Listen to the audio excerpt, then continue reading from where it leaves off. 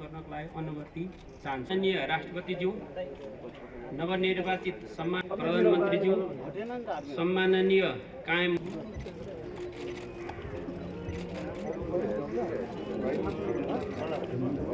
मुलुक र जनताप्रति पूर्ण वफादार रही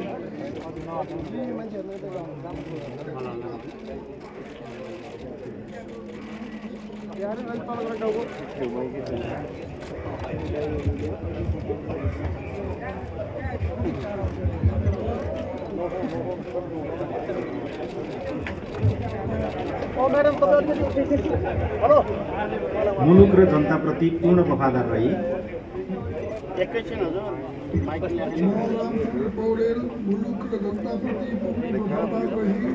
सत्यनिष्ठापूर्वक प्रतिज्ञा गर्दछु।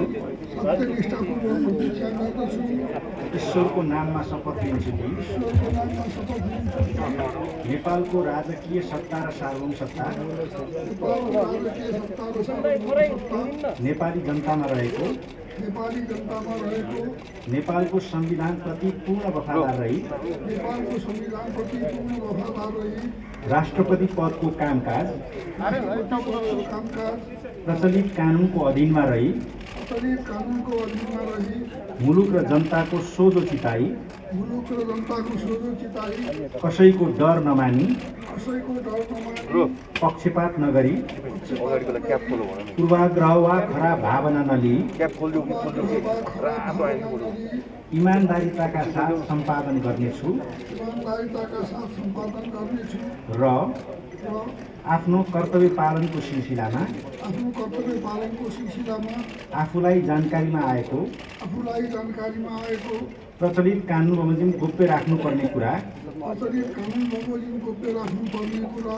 म पदमा बहाल रहँदा वा नरहँदा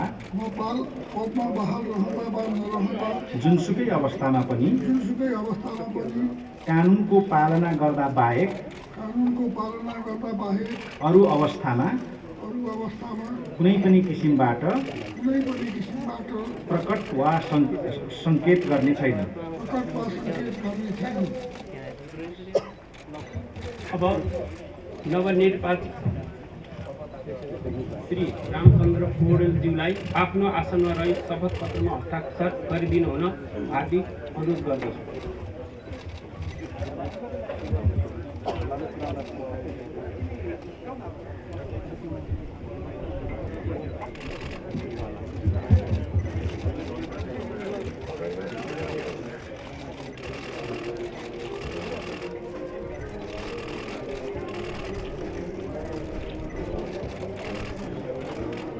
संघीय लोकतान्त्रिक गणतन्त्र नेपालको गरिमामय राष्ट्रपति पदमा निर्वाचित हुनुभएकोमा सम्माननीय राष्ट्रपतिज्यूलाई हार्दिक बधाई छ।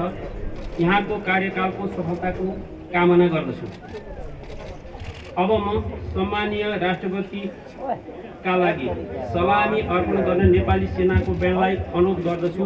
साथै 21 तोपको सलामी नेपाली सेनाले सैनिक मञ्च टोलीखेलबाट अर्पण गर्ने व्यवस्था समेत यहाँ अनुरोध गर्दछु। अब म सम्माननीय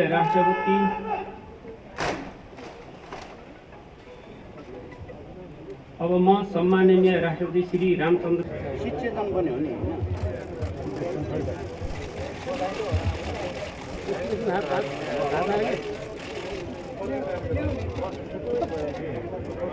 जस्तो यति आर्मी र्याङ्क हान्छ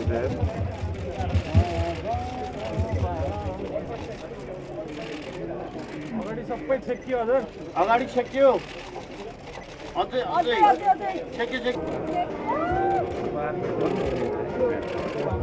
अलिकति तल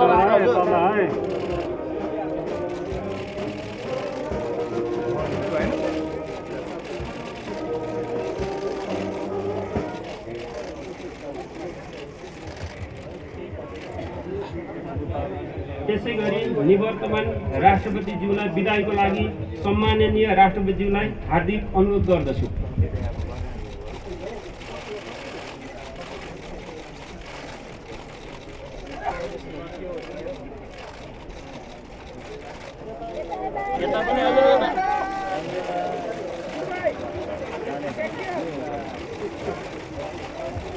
साथै निवर्तमान राष्ट्रपति श्रीमती विद्यादेवी भण्डारीज्यू अब हामी बीचबाट विदाय हुन गइरहनु भएको हुँदा निजको सम्मानमा सलामी अर्पण गर्न नेपाली सेनाको ब्यान्डलाई अनुरोध गर्दछु।